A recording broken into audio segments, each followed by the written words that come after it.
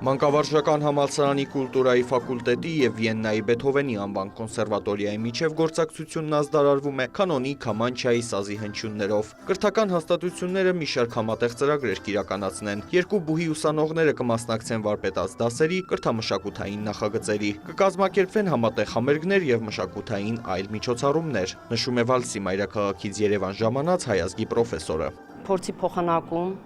դասախոսների ամենաառաջինը դա շատ կարևոր է եւ իհարկե ուսանողներին կհրավիրենք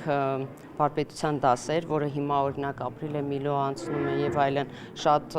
հնարավորություններ ունենք։ Այս սկիզբն է, որը դրվել է եւ իհարկե շատ հետաքրքիր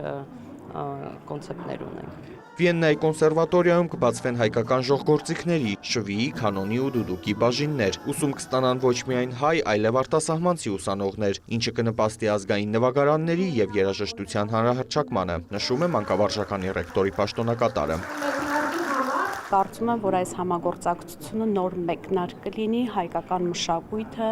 մեր ինքնության հենասյուններն համարվող մշակութային ամենատարբեր երաժշտական գործիքների ներկայացումը, միջազգայնացումը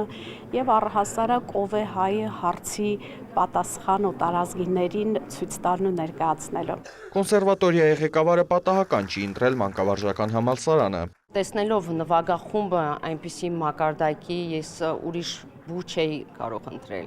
Դա ինձ համար շատ պատիվ է եւ իհարկե Արա Գևորգյանի հետ համագործակցության։ Դա կլինի շատ մեծ